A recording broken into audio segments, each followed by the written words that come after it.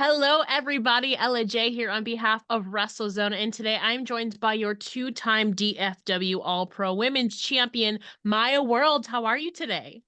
I'm good. How are you? I'm fantastic to be catching up with you. I have to say, you've been turning a lot of heads lately, and rightfully so, because you've been racking up championships and you've gotten some really cool opportunities, which we'll talk about a bit later. But, as you assess your career so far, it's been about a year and a half since your debut. How do you think that you've grown as a person and as a competitor so far in your career?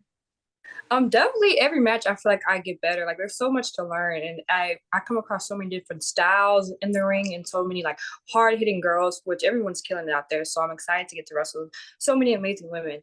But I feel like since I don't know if being a fan of it so long, I feel like I could understand it a lot better than a lot of people. And I feel like just being in only 1 year, I think I've done pretty good so far. So I hope I can just keep building on that. I have to say you've been doing phenomenal so far, and I have to say also you have this certain confidence about you that I think is really impressive, especially so early on in your career. So I'm curious, have you always been a confident person, or can you talk a little bit through your journey in regards to the element of confidence? Um, I feel like yes, I've always been a confident person. I'm just confident, I feel like, in my ability and what I do, just because like from my athletic background. I also watched a lot of Sasha Banks, and that's just how she was in the ring. So that might be another reason why. That's true. She is I feel like with the nickname The Boss, you kind of have to have that confidence to own it, Yeah. and you definitely see that in your work too, and like you mentioned, before we talk wrestling, you have that background in cheer and dance, so maybe that was something you considered furthering in your adult life, but if you think back to your childhood, what did your younger self envision your older self doing when she got older? It's funny because I always wanted to play basketball. I always wanted to be. I say the WNBA, but I knew I wasn't gonna get there. I'm just like too short. But I mean, I love the WNBA, Yeah. so I always want to play basketball. That was my number one goal or dream. I mean, you're still doing athletic. You've been doing basically that your whole life. I am curious for you. Can you tell us about the extent of your background in cheer and dance and what specific genre of dance it was? I was actually just a cheerleader. Okay. I just did cheer from like middle school through high school. It was just something that I didn't realize I was good at until like I did it, and then I wouldn't say one of the best, but I just picked it up really quick. It's okay. You can brag a little bit if you're good, I'm curious. I know you love to dance and everything. What are some of your go-to songs to dance to? um, Probably like a Megan Thee Stallion song or something. That's probably who. It's probably like a rap song or like Nicki or Beyonce. Yeah, Mhm. I mean, those are obviously they got a lot of upbeat songs and all of that Yeah. too. And, as you made your transition to wrestling, I know Alejandra the Lion was a huge influence on you as you trained and wrestled with her. I know she was the first ever female graduate of DFW All Pro where you trained. So, can you talk about the influence that Alejandra's had on your development in the wrestling sphere? Yes, Lion was one of those when we came in, she made sure that none of the guys went easy on us. She wanted us to like understand how where she started, where they didn't go easy on her. She had to like fight and claw for everything that she got in DFW All Pro. She wants us to be like tough. She doesn't want us to seem weak or anything. So her main thing, like she's one of the best in Texas. I always tell her that, like I always tell her she's a legend, even if she hates hearing it. But just having her, I feel like I wouldn't even be who the wrestler I was without Lion in the DFW All Pro. Like her and Kate, also Killer Kate, they're like great people to look up to, great people to start under for Texas wrestling. Yeah, Killa Kate's she's been done some stuff in WoW. Obviously, both of Mhm. them are all over Texas. Can you talk Yes. about some of the specific things you've either learned directly from them or from watching them? I just from Lion, I feel like I learned how to navigate myself in the ring. Um, she's like ferocious. I feel like a lot of that confidence came from watching her also because she is one of the most confident people I know also. And then Kate is she's she's submission savvy. So watching her technical ability, and I've always wanted to be kind of technical like, so I learned a lot of technical stuff from her just watching. I'm curious for you, so far it's been about a year and a half since your debut. What would you say has been the proudest performance that you've had in the ring? I might know the answer now that I'm thinking about it, but yeah, I want to hear it anyway. I would definitely say when I faced Athena in Ring of Honor. Yes. Definitely. Yeah. I mean, you had that moment at the end. Granted, I mean, it didn't end exactly how you envisioned it with her taking you out. But there was that brief moment, where she showed that sign of respect. I think that that's got to Yeah. be really validating, especially given the connection that you two kind of already have. Yeah, it was like I feel like I should have known better because I also know her. But like I was like, oh, okay, in the moment, but I kind of should have seen it coming. Yeah, talking about some learning from veterans, you've had a great chance to learn and wrestle a lot of veterans in this space. So, has there been a certain piece of advice or words of wisdom that have really stuck with you so far, and who did they come from? Um, Honestly, I'd probably just say my coach. He always tells me like stay he says stay green as a way to say like stay ready to learn, stay open-minded because there's a lot of things to learn in wrestling. Like you're not gonna know everything. And he still be the people that are like vets in who learn new stuff every time. So just stay ready to learn more. What is the most recent new thing that you've learned in regards to wrestling? Ooh, that's a good question. Ooh. Um, um, I would say keep your friends close and enemies closer. Yeah, there's a lot going on behind the scenes in wrestling and also in kayfabe, So Yeah. it's one of those weird and strange worlds that we love though, or else you wouldn't be Yeah. doing this. But talking about veterans, last year you added another championship to your resume, that being the Tomahawk Pro Wrestling Women's Championship, a title you won by defeating Killa Kate. Oh But this yes. title win was made even sweeter when you were presented the championship by wrestling legend Jazz. So tell us some more about that moment and what it felt like having Jazz's presence at this event and that moment too. Jazz, she's I can't say amazing. She's more than amazing, but she's someone who I've gotten a lot of advice from also. Just they told us whoever was winning, she's gonna present it to them. So I went out there with the most motivation that like I've ever had in the ring because I was like, I have to have that moment with Jazz. And thankfully I did. And just having her at Tomahawk, because she's like the new like overseer of the women's division there, she's giving me so much great advice, like for TV, not even just for the indies, like for TV, if I ever get there, well, when I get there, and Yeah. like just how to make yourself look like a star in the ring. And yeah, just having that moment was insane for me. Yeah, I mean, especially to be presented a title with, to first of all, it was a vacant title at the time. You won the title that Yeah. night, and then we're presented it by basically a Hall of Fame status legend, which Yes. has to be amazing, amazing moment. And part of your own journey, in addition to building your own in-ring resume, is also further crafting your character, your identity, your presentation. So, can you talk about the process of developing yourself and that aspect and who Maya is? It's probably still, you're still in the development stages of your career, but who kind of Maya is as a character too.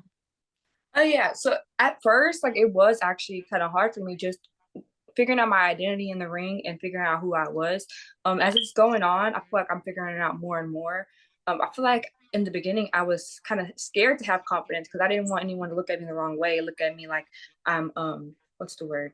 Like cocky. But as time went on, I just realized like it doesn't really matter. You know, be who you are, be be bold, be confident, be who you believe you are in the ring. And that's exactly what my world is. She I believe it's my world. I believe I'm taking over and I believe any ring I step in is like my ring too, basically.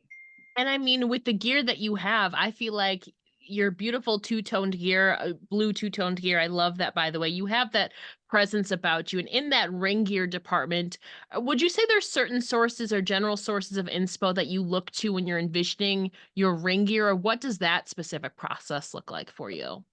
Yeah, I'm excited because I actually have new ones coming that are like Ooh, more. I feel like they give more of the character I'm trying to portray, which are like okay. more it girl type vibes.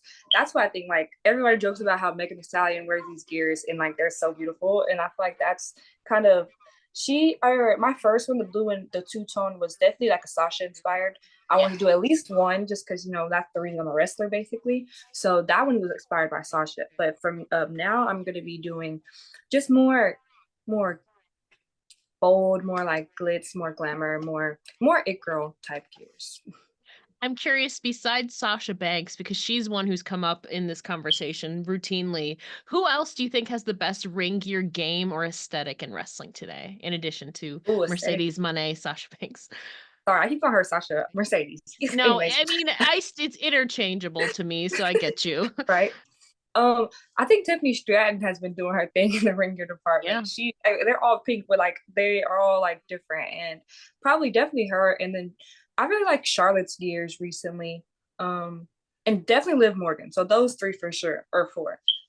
Yeah, Tiffany, I mean, she can go like glamour, but also like cowgirl too. But a lot Yeah. of glamour, Charlotte has a lot of sparkles too and very Yep. regal-esque. Liv has a mix of like different colors. And I feel like Hmm. you're kind of embodying all three in a way, and Right. making it, but having your own twist. So I'm really looking forward to see what gear you have coming your way. Do you maybe have a little color scheme or a little teaser you could maybe give us?